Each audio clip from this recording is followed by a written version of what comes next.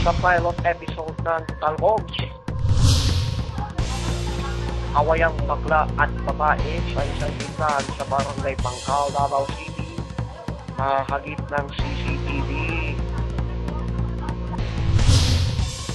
At ang walang kakwenta-kwentang po si Chester John Osman Aguayo na piso na sumisipa.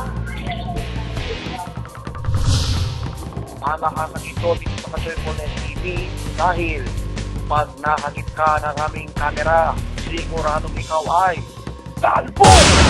Talbo!